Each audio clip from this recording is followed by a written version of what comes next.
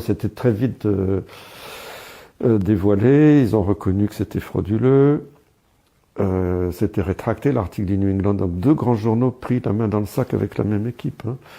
Puis après, tous les articles sur la chloroquine, où on donne la chloroquine beaucoup trop tard, on la donne le dernier jour avant de passer en réanimation, ça marche plus à ce stade-là. Ah, vous voyez, la chloroquine, ça ne marche pas. Et Discovery et Ecovid, les grandes études françaises, arrêtées en plein milieu par Véran. Pourquoi ? Parce que comme la chloroquine marchait super bien, parce qu'on l'a vu, on a vu les diapositives de l'analyse intermédiaire qu'on fuitait. S'ils avaient été jusqu'au bout, ils auraient été ridicules parce qu'ils auraient démontré que la chloroquine et l'azithromycine marchaient très bien.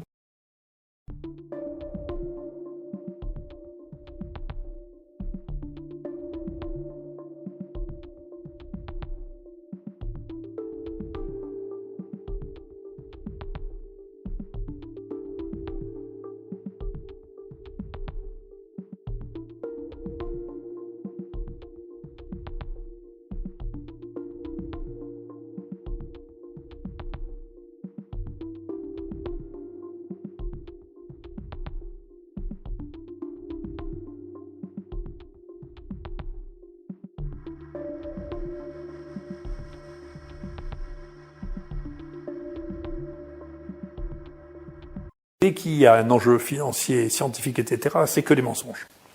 C'est le même niveau que les journaux. Voilà. Pareil que Le Monde, voilà, pour mettre les choses en situation. Peut-être les mêmes, d'ailleurs. Les fact-checkers et Wikipédia, c'est la même bande, tout ça.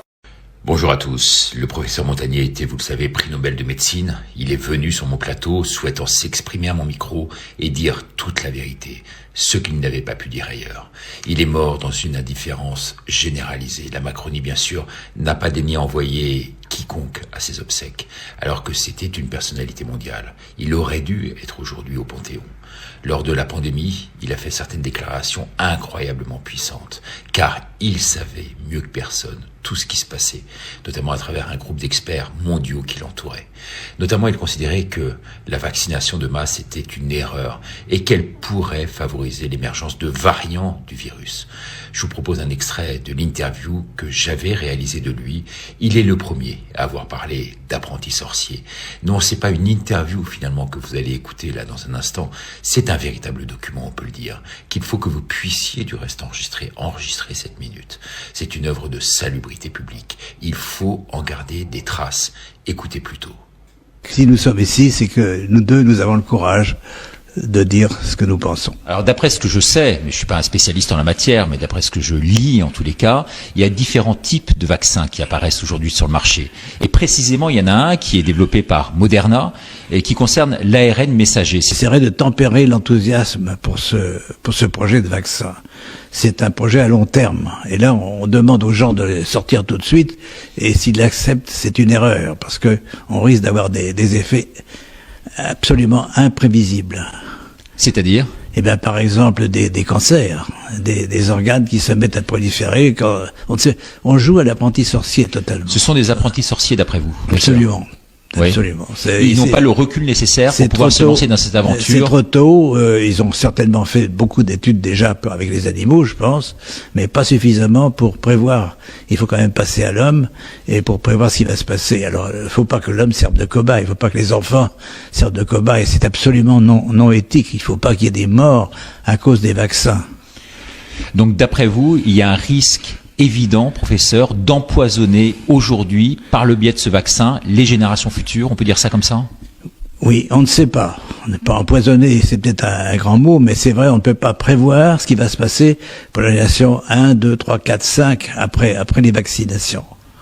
Et donc ça nous porte dans un siècle, finalement. Et donc, on ne peut pas accepter que les enfants actuels soient et même les vieux comme moi disparaissent à cause d'un vaccin. Et vous avez peur pour vous aujourd'hui ? Et j'ai pas peur, mais enfin je suis ce que je souhaiterais, c'est qu'on m'écoute, c'est surtout ça. Merci en tout cas de me soutenir dans mon combat. Le professeur Montagnier est mort. Moi, je suis en sursis. Oui, on peut le dire, en sursis avec ce qu'ils me font subir aujourd'hui. Car nous étions les 2 premiers à sortir toutes ces affaires. Oui, la vérité, comme dirait ma grand-mère, n'est pas vraiment bonne à dire, avec tous ces menteurs et manipulateurs en face.